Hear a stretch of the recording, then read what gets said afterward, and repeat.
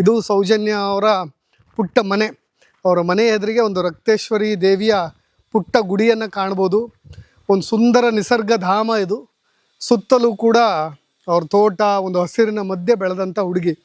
ಸೌಜನ್ಯಳ ಬಗ್ಗೆ ಯಾಕೆ ಮಾತನಾಡಬೇಕು ಪದೇ ಪದೇ ಇಲ್ಲಿಯವರೆಗೂ ಯಾಕೆ ಸೌಜನ್ಯ ಸುದ್ದಿಯಾಗಿರಬೇಕು ಅಂತ ಅನೇಕರು ಪ್ರಶ್ನೆ ಮಾಡ್ಬೋದು.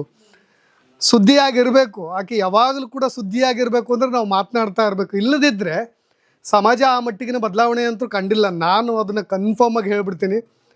ಸೌಜನ್ಯ ಕೇಸಿಂದ ಬಹಳ ಜನ ಪರಿವರ್ತನೆ ಆಯಿತು, ಇಷ್ಟೆಲ್ಲ ಸದ್ದು ಮಾಡಿಬಿಟ್ರು, ಇವೆಲ್ಲ ನಾವು ಮಾತನಾಡ್ತಾ ಇದ್ವಿ. ಆದರೆ ಸೌಜನ್ಯಗೆ ಸಿಗಬೇಕಾದಂಥ ನ್ಯಾಯ ಖಂಡಿತವಾಗಿಯೂ ಸಿಕ್ಕಿಲ್ಲ. ಅದು ಸಿಗೋವರೆಗೂ ನಾವು ಈ ರೀತಿಯಾದಂಥ ದನಿಯನ್ನು ಎತ್ತುತ್ತಾನೆ ಇರ್ತೀವಿ. ಇದ್ರ ಮುಖಾಂತರ ಆಕೆ ಇನ್ನೂ ಕೂಡ ಜೀವಂತವಾಗಿರುವ ಮಟ್ಟಿಗೆ ಆಕೆಗೆ ಒಂದು ಸಂಜೀವಿನಿಯ ಉಸಿರನ್ನು ತುಂಬೋ ಕೆಲಸವನ್ನು ಯೂಟ್ಯೂಬ್ ಆಗಿರ್ಬೋದು, ಮಾಧ್ಯಮಗಳಾಗಿರ್ಬೋದು, ಅನೇಕ ಹೋರಾಟಗಾರರಾಗಿರ್ಬೋದು, ಅವಳ ಪರವಾಗಿ ಯಾರೆಲ್ಲ ದನಿ ಎತ್ತುತ್ತಾರೋ ಅವರೆಲ್ಲರೂ ಕೂಡ ಆಗಿರ್ಬೋದು. ಯಾವುದೋ ಒಂದು ವರ್ಗವನ್ನು ವಿರೋಧಿಸುವ ಕೆಲಸ ನನಗಿಲ್ಲ. ಇದು ಸೌಜನ್ಯ ಬಾಳದಂಥ ಮನೆ.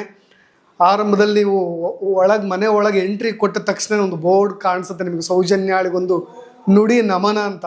ಆ ಒಂದು ಫೋಟೋದಲ್ಲಿರ್ತಕ್ಕಂಥ ಪ್ರತಿ ಸಾಲುಗಳು ಎಲ್ಲರ ಹೃದಯವನ್ನು ಕಲಕ ಬಿಡುತ್ತೆ, ಎಲ್ಲರ ಹೃದಯವನ್ನು ನಾಟು ಬಿಡುತ್ತೆ. ಸೌಜನ್ಯ ಉಳಿಸಿ ಹೋದಂಥ ತಮ್ಮದೇ ಆದಂಥ ಅಭಿಮಾನಿ ಬಳಗ ಇದು.